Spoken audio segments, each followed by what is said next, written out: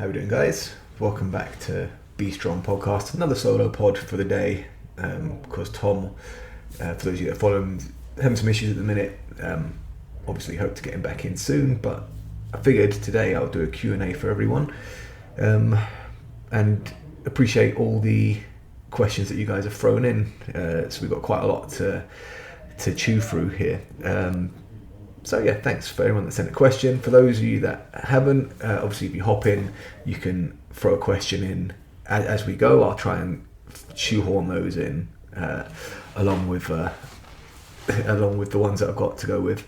In terms of what's been going on recently, life is ticking over. Competing, done various events. Yeah, it's been tough. Now obviously we're settling into December when things are quieting down a little bit.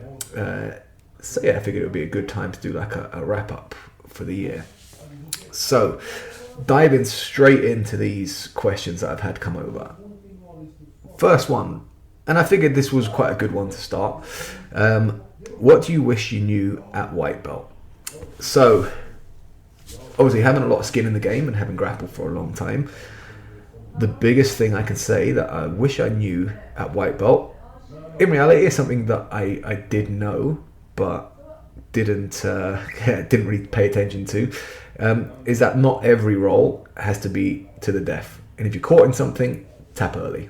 I've had some fairly significant injuries, as you do in combat sports to begin with, but the initial injuries were entirely my fault. So things like being caught in something, letting it go too far, when in reality, in training, doesn't matter if you tap. It's kind of like putting that ego aside. Yes, you want to win, you want to improve, but in training, you don't have to win every round. And most importantly, it doesn't matter if you tap out in training. So if you're caught in something, my advice would be tap. And tap earlier than you think you need to, because it only takes a fraction of a second longer than you think, and you're going to end up injured. And that was one of the main things for me. Like a meathead, the first big injury I had in jiu-jitsu was off of a toe hold. So I was a white belt, and I was against a good leg locker, and he'd got in on a knee bar. Now, he entered for the knee bar, but then initially went for the toe hold. I didn't know what a toe hold was, and my feet are quite bendy, so my foot was bending, and I was thinking at the time, I don't know what he's doing here. It doesn't hurt. I can feel pressure building up.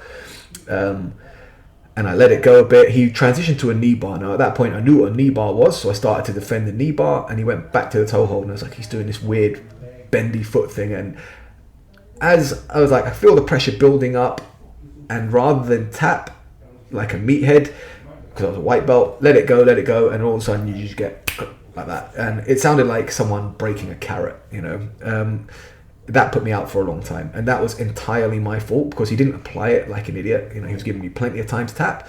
I just wasn't tapping, and I see this a lot with white belts. We get a couple in our gym. There's a running joke. I won't name and shame, obviously, but there's a running joke with someone that you never see them tap. You only hear them tap, just like verbal tap. Usually a sign of letting things go too far. I think someone said the best summary of that is that they've not seen someone so willing to let themselves be hurt. Just realize that in grappling, it's your job to protect yourself, and a lot of people. Some people will let you go if you're being a meathead. Some people won't. Some people will hurt you. So don't put them in that position. That would be my advice, and that's one thing I wish I knew at white belt.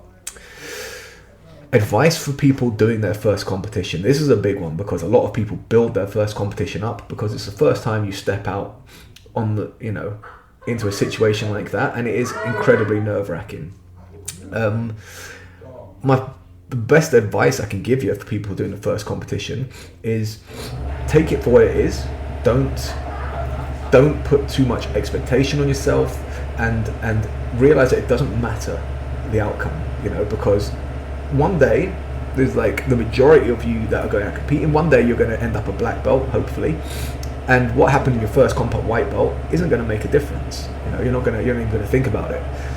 Competing is something I think everyone should do at least once, so that you get to pressure test what you're learning, and it kind of gives you the ability to kind of see where you stack up with people of similar weight, similar age, And see how you handle that pressure, and competing itself is a skill. It takes time to become a good competitor, because first competition, it's going to be more intense than you realize. Like the pace, you're going to feel way more tired. Doesn't matter how much shape you're in. You could be like very fit, very strong. You are going to feel tired. You're going to feel more tired than you realize, because of the adrenaline, and everyone gets that adrenaline dump. The more you compete, the less that becomes an issue. So my advice, first competition, just recognize that it's going to be chaos. You're going to feel tired. Go out and do your best, but don't worry so much about the outcome. The first one is all about getting out there, and after that, you'll always come back with some data. Okay, what went right, what went wrong, and it will give you pretty good feedback on where you need to develop after doing it. Ooh, next one. Let's get spicy. Gym politics. ... So, not really a question, but gym politics. So right off the bat, like Combat Base and gym that I run directly, Combat Base Dewsbury, there's no politics. People from all gyms are welcome, and in my opinion, it's the best way to run it, and I wish more gyms were like that. There's a lot of places there where people aren't welcome from other academies, and they don't let their other academy, they don't let their members go and train at other academies, and it's too tribal, and like it speaks more to the gym itself than the members. The insecurities of the coach to let their members go off and train somewhere else, because they're scared that the member's never going to come back. If your student goes and trains somewhere else and doesn't come back, that's more reflection on what you're offering in your gym than that student. Not just calling a spade and putting it straight out there. And more importantly, it's putting the ego of the coach ahead of the development of the students, which should be paramount. As a coach, your job is to improve the students, help them learn, help them grow. If you're going to let your ego and your tribalism stop that, in my opinion, you're just a shit coach, And if you're a coach listening to this and you feel like I'm calling you out, I probably am. If the shoe fits, feel free to wear it. Any tips for women rolling with bigger men? So this one, right? This one it's hard to give the tip to the woman because a lot of it relies on the bigger man just not being an asshole. The tips I would give for women is choose your rolling partners more selectively. In general, and I'm not saying this just for women, but in general, the most likely person to injure a female jiu-jitsu athlete is a strong white belt male. The reason I say that is because they're also the most likely to injure a male jiu-jitsu practitioner, right? But that risk is compounded as a female just based on the difference in body weight and the difference in power generation and things like that. So the advice I would give to women would be try and roll with the higher belt guys when possible, because they're much more likely to adjust based on your level of skill and your size, and they're more likely to just not hurt you, not likely to be a dick. Obviously there are exceptions to that, but that would be my best advice. Obviously you can't always guarantee that will be the case, but just be selective on who you choose to roll with. And like I said, if you build relationships with the people in the gym, you'll know, okay, this person's likely to try and break me just because they want to win every round. This person's likely to give me a good roll where we both get something from it and both develop, even though they outweigh me by 20 kilos, 30 kilos. What do you think about promotions based on attendance? Not a fan. I think it dilutes jiu-jitsu. For me, anyone that I promote is they're my legacy within jiu-jitsu, and I don't want to promote someone just because they tick X amount of boxes. If I put a belt on someone, it's because they earned it. And if it takes longer for some people to get there, it takes longer, and that's not a bad thing. Everyone's on their own journey. I don't think you should get to, you've hit this many sessions, so here's your belt, because ultimately if that person competes or if that person even goes to another academy, they're going to get exposed, and it's not a good feeling if you get exposed like that. So not a fan. Promotions based on attendance. Now, what I will say is that I grade people differently. So, for example, competitors, I will hold to a competitive standard rather than the hobbyist. So the hobbyist, I can grade based on knowledge and application of knowledge. But say a hobbyist blue belt may not be up to the standard of a competitive blue belt, but that's because the competitive blue belt needs to be able to go out and hang with the other blue belts that are at that edge, you know. But I wouldn't promote someone to blue belt even as a hobbyist without them showing a level of like technical adeptness. I think there has to be a standard that you have to apply, you know, and the standard can vary, but I think attendance shouldn't be a part of that standard, in my opinion. How was the GGP, the Grappling Grand Prix, and commentating? Fantastic. I loved it. You know, the competition was awesome. Everyone came in and fought their ass off. Was nice to see Nath go home with the bag, get all the cash, being from ABT and you know, someone that I value as a training partner when I get to train with him. It was really good. You know, I enjoyed commentating. Felt a bit nervous at first. You do feel kind of like a knock-off Joe Rogan, I suppose. Hence all the memes everyone's been doing of me as Joe Rogan. But I did really enjoy it. Like, I love grappling. I'm a dork. I love commentating on it, and I feel like I did an alright job.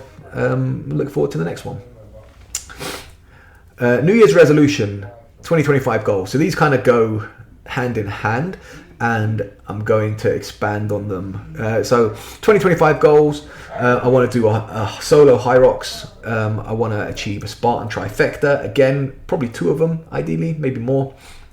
And I want to win the British Open. Now that will be a recurring goal every year until I win it. So I've set that as my goal now. I want to be British champ. So yeah, let's fucking go. New Year's resolution kind of ties in with making sure that I'm disciplined enough and I train enough to do those things. So they kind of merge those two together. What is the most challenging thing about running a gym? So, first thing, right, I can talk about this from running the grappling side of things specifically. So the most challenging thing about running the grappling is basically balance. So basically trying to develop everyone at a good rate, not progressing too fast, because we get a broad spectrum of abilities within the classes. So I don't want to show something that's not going to progress the upper belts, but I also don't want to show something that's too complex for the lower belts to get. So finding that balance can be quite tricky. Because we're getting more members now, making sure no one gets left behind. So making sure that everyone's getting development, and I keep an eye on everyone's development, and try and go the extra mile where possible to help people. So you know, it's just trying to keep balance of a number of things. Luckily, the most challenging things about running a gym are the things that I don't have to deal with. So like keeping the memberships, you know, sorted, getting sponsors involved. All that kind of stuff, thankfully David takes care of, and I don't have to worry about. That would be the most challenging side of things, stuff that I don't enjoy doing, so luckily I don't have to do it. I just have to focus on the grapplers, which I love doing. How was Hyrox? Fucking hard. That's how Hyrox was. I did really enjoy it, I'm not gonna lie. It was very, very fun. A good challenge. It is, the best way to describe it is like an hour plus sprint. Everything is full send, you know, and it is hard. It is not an easy event. I did enjoy it. I want to go back and do a solos one and another doubles. Really enjoyed it. You know, it was well run, and I enjoy doing hard things like that. You know, so definitely going back for it. How was the British Open? Not great. First opponent didn't show up, which was a shame because I was looking forward to that match. Second opponent turned out to be none other than Grapple Machine, who won the gold medal. And yeah, it's one of those things. Like, come out, did my best, got subbed. I haven't been subbed in a while. I haven't lost in a little while, but I haven't been subbed in quite a while. So I was a bit saucy about that. But he subbed everyone in the division. You know, it's just one of those things. He was the best guy there on the day. But it made me hungry to go back, which is the aim now. British champ. John Jones or Tom Aspinall? Hard question to answer, to be honest. I think the biggest question on that is, will it happen at all? You know, because all the power lies with John Jones at the minute. He doesn't have to do the fight. in my opinion, legacy-wise, it adds not much to him because he's achieved everything. So it's a high risk for a reasonably low reward. Is it worth it for him to do it? Depends how much they pay him. Depends on whether he'll do it or not. Now, Aspinall is clearly the most dangerous guy for him to fight based on speed, hand speed and power. And obviously Jones, getting a bit older, is going to be a bit slower, a bit more susceptible to being hit. It's hard to bet against Jones overall based on his fight IQ. You know, you can't really take too much from his fight with Stipe because that was essentially watching a man beat up a walking heavy bag for 3 rounds. Like I say, he did look a bit slower, but he looked very, like, his takedowns were very powerful. His striking was like long, rangy, precise, and calculated. You know, it's just, will Aspinall give him the space to do that? How will Jones react to Aspinall closing the distance? The flip side of that is, can Aspinall close the distance without getting put on his back? Because as much as people talk about Aspinall's jiu-jitsu, I think if John Jones gets on top of him, he's not going to win that fight. There's a position that no one's been able to deal with, and I don't see Aspinall being able to deal with that. Like, Head says that the younger man should win that fight, but I wouldn't bet against John Jones. He's just too good. You know, he's one of those guys that he can do everything. So gun to head, I would have to go with Jones, even though logic would state that Aspinall's at the right stage to win this fight. How do you balance being a coach with your own development? So I find that coaching actually helps my own development in that it enables me to really break down techniques, get a good understanding of them, because I need that to show it to someone. So that improves my application of those techniques in itself. But also from like a selfish standpoint, you want to look at days that are for yourself and days that are for the students. So for example, open mats, they're more for myself. When I go to an open mat, I'm there to work on specific things, be it my A game where I'm trying to just fuck up everyone and squash them, or be it like plan B and C where I'm giving people positions and trying to work out of those. So I use open mats much more for my own development. Rounds in class and things like that, obviously that's dedicated towards the students. And I find the balance works quite well, you know. When you did MMA, did you stand up like a man or did you butt scoot? I wrestled like a man. That's what I did when I did MMA.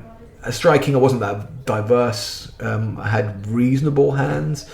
Like the serviceable, probably the best way to describe it. I wouldn't put myself in a boxing match, even though I did a boxing match at one point, which I won by TKO. But humble brag. You know, I knew stand-up wasn't going to be my main tool, especially against people that could do more than box. So I used my stand-up to get on top. Used a lot of wrestling, ground and pound. So yeah, I couldn't pull guard in an MMA match because just ego. But also probably not the smart decision. Pulling guard when you can get punched in the face, not wise. Who do you think is going to punch who in the escape room? So, seeing as this question came from Casey, who is one of the more gobby members of the grappling team, in fairness, she has a good punch. So I wouldn't suspect people would pick her to be the first to punch based on the fact that she could deck them back. However, she's also very cheeky. So if anyone was going to get punched, it would probably be her. In fairness, with Monk and Daisy, brother and sister, that was a high likelihood at first. But with Daisy, unfortunately, unable to attend, it would go to my second most likely person to receive a punch, which would be Casey. I don't know who would punch her, though. That is a toss-up, in fairness. Probably a few people would try. If Nicola was there, 100% Nicola would be the one to punch Casey. But she is not. So Casey's probably less likely to get punched. Favourite coffee? Are we talking coffee type, particularly? Americano with cream, just basic. We're talking from where? Probably Costa Coffee. It's all in the name. Can't go wrong. MMA GOAT, right? So I'm going to say right off the bat that I will disqualify anyone that is tested positive for any PEDs just based on the fact that they were juiced. In reality, BJ Penn probably has like a special place in my Hall of Fame shrine, based on his ability. I feel like he never really trained hard enough to make the most of his natural ability, but that guy could do everything. Obviously, if you're allowing people with PEDs, then it's probably got to be John Jones in terms of what he achieved. But I would disqualify him from my list based on the questionable PED history. And Mighty Mouse. Mighty Mouse is fantastic. Love that guy. He's so skilled, so diverse. Never got the respect he deserved based on his ability because he's small. You know, that's just call a spade a spade. He's a small guy, hence the name Mighty Mouse. And I feel like he never really got the respect he deserved based on that, which is a shame because he's so good. He's absolutely fantastic. How come no colliers? I actually do have colliers, just not very big ones. You can see that one's lost its definition. This one's got a bit of a golf ball on the inside. I've just got reasonably good ear genetics, I suppose, as well as fantastic calf genetics. So yeah, my ears only swelled up once, never really came back after that, although they're a little bit misshapen, but the fact that you asked why no collie ears lead me to believe that they fly under the radar. So I will take that. Thank you very much. Recommendations for getting stronger for jiu-jitsu so I don't get overpowered. Hire me as your coach. But no, in all seriousness, if you want to get stronger in BJJ and you want simple areas to start with, think about what you need in jiu-jitsu, right? You need a strong pull with your upper body and your lower body, really. A lot of jiu-jitsu is pull dominated. Compound movements are going to get you a lot of bang for your buck. So for example, like deadlifts would be a fantastic one. Pull-ups, you do need some push. So everyone slates the bench, but bench and floor press will come in handy. And importantly, don't overtrain. One of the most common things for jiu-jitsu people, MMA people even more so, but jiu-jitsu people, is overtraining, right? There's a lot of overly specific movements that you'll see floating around on Instagram that really make me want to slam my head through the floor. They're like, oh yeah, do this because it carried over to grappling. And the truth is, it's so niche and specific that most of the time you spend is going to be learning to do that specific movement, and it's not going to get you stronger because it's a high skill movement, So it's like, oh, let's do a single leg Bosu ball squat with a barbell on your back. It's like, well, that's not going to make you as strong. You'll get better at doing that exercise, but you're not going to get as strong as if you did a regular squat, a lunge, a pistol squat if you can, things like that. You're going to get a lot more bang for your buck in terms of strength development. And even if you wanted to develop balance, you're going to get better bang for your buck doing that unweighted, so you can concentrate on the balance. But in reality, that level of balance, like on a Bosu ball, is it functional for jiu-jitsu? Bearing in mind you're on a very solid surface, the floor, you're not in the middle of a fucking earthquake. So is it worth the effort that you'll put in to develop that skill? In my opinion, probably not. So yeah, to get back to the question, other than hiring me as your coach, use compound movements, a lot of pull, for upper and lower body, because that's going to give you a lot of bang for your buck. Don't neglect the pushing motions because they do come in handy. I recommend single leg work as well, because a lot of grappling, especially shooting, for example, you need a lot of single leg drive, and specifically don't go overly specific with your training, and don't believe everything you see on Instagram because there's a lot of horseshit on there. Favorite grappler at the moment, probably J-Rod. Just intense, constantly pushing the pace. Freaking love that guy. His matches are always exciting. Yeah, so I'd say he probably gets top spot. Christmas plans. Heading down to see my parents, which would be great. We'll take Rowan down there, so he gets to see his cousins, and it's going to be good. I'm looking forward to it. I'm going to eat everything. Probably do some training down there with my brothers. 2 of them are doing jiu-jitsu now, so I'll get some training in with them, so I don't have a week of just being a lazy cunt. Yeah, I can't wait. I'm looking forward to it. My family are big kids. They love Christmas, as do I. So yeah, I'm looking forward to it. Can't wait. Not long to go. Will you ever mature to wear matching socks? No, don't try and change me. Odd socks, always, forever. I'm going to be an old man wearing old socks. to the point, the only point I can see that changing is if I ever get to the point where I can't put on my own socks because I'm so broken, then I'll be at the control of someone else putting my socks on, whoever wants that job, and I would hope that they still put me in odd socks. Favorite Christmas present ever? So probably goes back to when me and my brothers got the first PlayStation, because we all shared it, we all played together, and it was just a nice Christmas for all of us being together. Really enjoyed it, you know. Yeah, I remember that being a particularly good Christmas. You know, we were very young. Yeah, so it's got to be up there. Who would win a fight between a grizzly bear or a gorilla? Well, I would bet the house on the grizzly bear, just based on size and weight. Obviously, a gorilla's strong and he does have big teeth, but I don't think gorilla's teeth are big enough to really damage a bear through the level of like body fat and mass. You know, I think the bear's size would win out, and in all honesty, I think the gorilla will get fucked up a bit. I would bet the house on the grizzly bear every time, 10 times out of 10. If you disagree with me, then obviously put your reasoning in the old comments there and why you reckon the gorilla will take it. But I think it is stacked against poor gorilla in this instance. I think he's going to get mashed up pretty good by the bear. I suppose the caveat to that is that neither of them really have like a direct kill weapon. Like if you watch a bear, it tends to just maul things, which takes a while. Gorilla, you know, being a herbivore, doesn't tend to kill anything, and I don't think it can beat a bear to death. You know, so I think it would be a long fight. Possibly a decision, you know, we're going the distance here, but I would still bet on the old grizzly bear based on his size and weight advantage. What game are you playing at the moment? I've actually just finished the God of War Valhalla DLC. It was fantastic, really enjoyed it. It made me want to go back and play both God of War's games back to back again, because spoiler alert, you know, with a touch of autism, I do repeat play things and repeat watch things quite a lot. So in all honesty, what would I play at the moment? Probably something I've already played. I don't know what it's going to be yet, if I'm honest. God of War is up there. The Last of Us 1 and 2, again, they're up there. So we will see.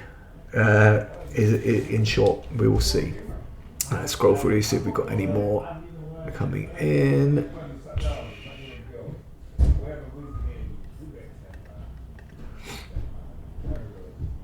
I don't think I've missed any of these. No, that's all of them. So thanks a lot, guys, for sending all those questions in. Quite enjoyed going through them. I'll probably put more Q&As out there until Tom comes back. Obviously missing Tom here, because there's only so long you can listen to my voice. Only so long I can listen to my own voice without Tom to riff off. So yeah, hopefully Tom will be back soon, and we can give you some more laughs and jokes. Again, appreciate the questions coming in. Like, subscribe. This video won't be saved on my Instagram as usual. It's going to go up on Spotify and on Apple Podcasts. So if you have jumped in, please like, subscribe. Goes a long way to boost the numbers, and if the numbers are boosted enough, hopefully people can throw some free shit at me to plug on the podcast in exchange for some ratings boosts for them, hopefully. So yeah, and anyone that is thinking of jumping on board, I am not picky. I will take free stuff and I will take cash. So just holler if you do want to get involved. And like I say, usually me and Tom on here. Me for the time being, but Tom, get well soon, and you know, hopefully have you back before long. Thanks everyone for jumping in. So again, Spotify, Be Strong Podcast, or Apple Pods. If you are an Apple fiend like myself, go there and like, subscribe, leave comments, share, all of that good stuff. And I will see you guys at the next one. Thanks all.